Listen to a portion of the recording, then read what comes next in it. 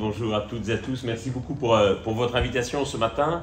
L'île de la Réunion et notamment le territoire de l'Ouest cumulent plusieurs vulnérabilités qui tiennent à la fois à une grande exposition aux impacts du changement climatique. Les territoires insulaires sont généralement plus exposés aux impacts du changement climatique. On sait que l'océan Indien est aussi une zone géographique où le changement climatique sera particulièrement marqué. Et puis, j'ai envie de dire que la Réunion est aussi très vulnérable en raison de ses infrastructures, notamment de ces infrastructures côtières. Le territoire de l'Ouest est aussi très dépendant du port et les activités portuaires sont également très impactées. Et donc, je dirais que c'est plutôt la configuration économique du territoire de l'Ouest qui va le rendre particulièrement touché. Ce qui différencie le changement climatique que nous connaissons en ce moment, c'est trois choses. Premièrement, le fait qu'il est intégralement dû aux activités humaines, c'est-à-dire que les autres changements climatiques étaient d'origine naturelle.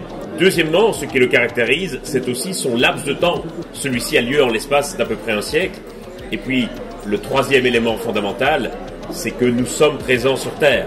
La plupart des grands changements climatiques du passé ont eu lieu lorsque les humains n'habitaient pas sur Terre. Il ne s'agit pas de sauver la Terre ni de sauver le climat, qui continueront à se porter très bien sans nous. Il s'agit de préserver les conditions d'habitabilité de la Terre. Et aussi de mener véritablement des politiques sociales en faveur de l'égalité, parce que très clairement, un territoire où la cohésion sociale est très faible, où les individus sont atomisés, isolés les uns des autres, c'est aussi un territoire qui est plus vulnérable aux impacts du changement climatique.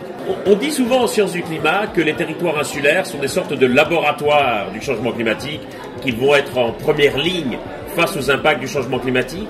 Je pense que les territoires insulaires peuvent aussi être en première ligne dans la réponse face aux impacts du changement climatique et que potentiellement toute une série de politiques, d'initiatives, de réponses qui vont pouvoir se développer à l'échelle de la Réunion peuvent aussi servir de laboratoire et servir ensuite le reste du monde et s'aimer.